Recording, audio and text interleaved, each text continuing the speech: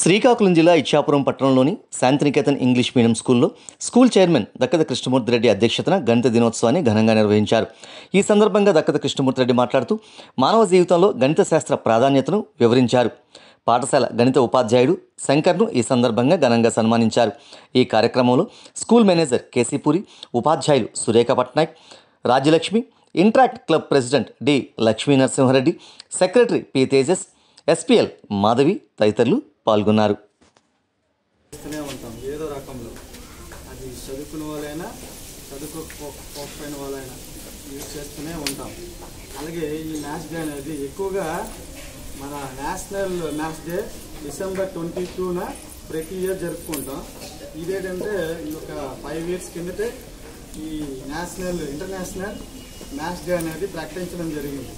అది ఎప్పుడంటే 2020 మార్చి 14లో, ఈ నవంబర్ 2019లో యూనిస్కో అనే ఒక 205 సెషన్లోన అప్పుడు ఈ మ్యాథ్స్ డేగా ఆమోదించడం జరిగింది. అప్పటి నుండి ఆ 5 years కిందటి నుండే ఈ ఇంటర్నేషనల్ మ్యాథ్స్ డేగా ప్రకటించడం జరిగింది. ఇంతకు ముందు అయితే లేదు. కాబట్టి మ్యాథ్స్ ప్రతి ఒక్కరికి ఉపయోగకరమైంది. అందరూ కూడా శ్రద్ధగా విని నేర్చుకోవాలి. సో మ్యాథ్స్ అనేదే ఇంకేది రాదు. మ్యాథ్స్ వస్తే ప్రతి ఒక్క సబ్జెక్టు ఈజీగా చదివేయచ్చు. ఫర్ ఎగ్జాంపుల్ ఎవరైనా మ్యాథ్స్ బాగా వచ్చే వాళ్ళకి ప్రతి సబ్జెక్ట్ ఈజీగా అర్థమవుతుంది. ఒకసారి మీరు టచ్ చేసుకోండి. అంటే కంటెస్ట్ మైండ్ లేకుండా చూసిన వెంటనే అర్థమైపోతుంది, చెప్పిన వెంటనే అర్థమవుతుంది. 100% కాదు, కానీ ఒక 50% అయినా గుర్తుంటుంది. కాబట్టి అందరూ కూడా మ్యాథ్స్ చాలా ఇంపార్టెంట్. అందరూ కూడా మ్యాథ్స్పై అందరూ పట్టు సాధించాలని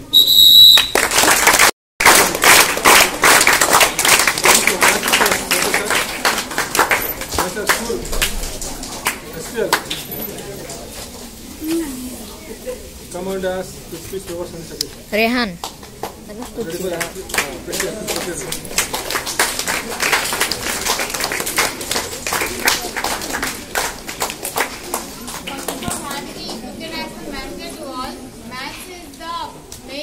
of our daily life.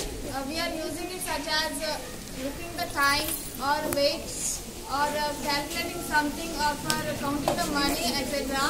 As we know that Aryabhat has invented the zero, which is the whole number and smallest number which is used by the worldwide, and we are luckiest persons who has a math teacher like Shankar sir.